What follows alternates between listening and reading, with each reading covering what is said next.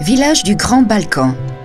Gardien de l'esprit et des traditions bulgares, le Grand Balkan est la colonne vertébrale de la Bulgarie où ont eu lieu de nombreuses batailles historiques ayant changé le destin du pays. C'est la raison pour laquelle les localités situées au pied de cette montagne conservent l'esprit bulgare qui nous est légué par les anciennes générations. Bojanci, Jeravna et Koprivčica ne sont pas seulement de beaux coins, mais aussi des fragments de l'histoire de la Bulgarie.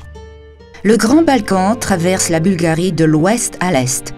En raison de sa grande importance stratégique, ici ont eu lieu des batailles d'une importance décisive. Au col de Varbița, Count Krum a défait l'armée de l'empereur byzantin Nicéphore et a fait de la Bulgarie une grande puissance. Au col de Shipka a eu lieu la bataille décisive dont dépendait la libération du pays de la domination ottomane. Voilà pourquoi, dans les localités du Grand Balkan situées d'un bout à l'autre de la montagne, l'esprit de liberté et le patriotisme sont bien vivants. Bojanci est un village situé dans la partie centrale de la montagne. Au XIVe siècle, la jeune aristocrate Bojana se serait sauvée ici des Turcs qui auraient envahi la capitale Tarnovo. Au bord de la source de la montagne, elle aurait non seulement trouvé le salut, mais elle aurait fondé le village qui porte aujourd'hui son nom. En l'espace de 2 siècles, Bojanci s'est transformé en carrefour commercial important. Le village était fleurissant et chaque maison était riche d'animaux, de ruches et possédait plusieurs chevaux.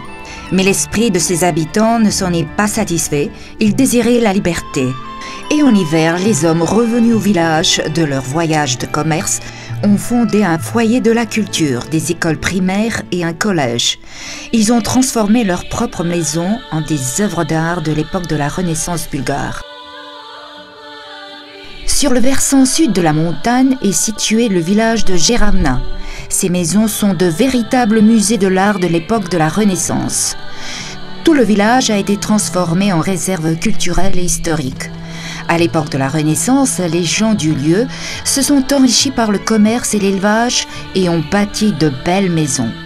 Au rez-de-chaussée est situé un petit atelier ou un magasin et on accède par un escalier à la rampe richement décorée au salon et à la terrasse traditionnelle.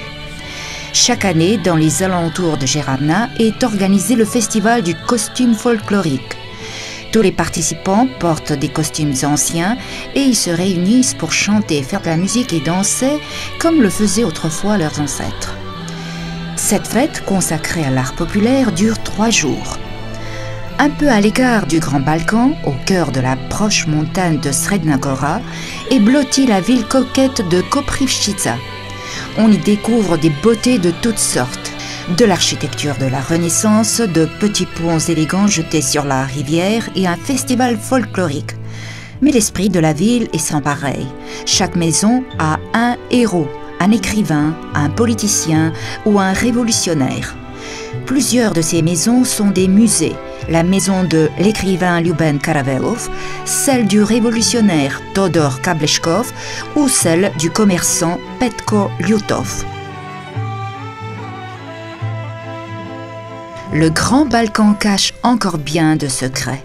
Prenons la ville d'Elena, une petite ville au passé mouvementé qui propose à ses visiteurs un véritable voyage dans les quelques derniers siècles de l'histoire bulgare. Ou bien Troyan, où le monastère du même nom accueille des touristes du monde entier. Les nombreux hôtels, les attractions captivantes et les itinéraires variés font de Troyan un lieu préféré de vacances. À Drianovo, Apriltsi, Etropolé, Triavna ou Teteven, l'esprit de la montagne est partout présent. Le Grand Balkan a abrité des localités qui préservent l'esprit traditionnel bulgare. Plusieurs d'entre elles offrent des conditions excellentes pour le tourisme rural, des hôtels confortables et des tavernes traditionnelles. Cela constitue une destination attrayante pour chaque touriste, chaque voyageur ou chaque personne cherchant le repos.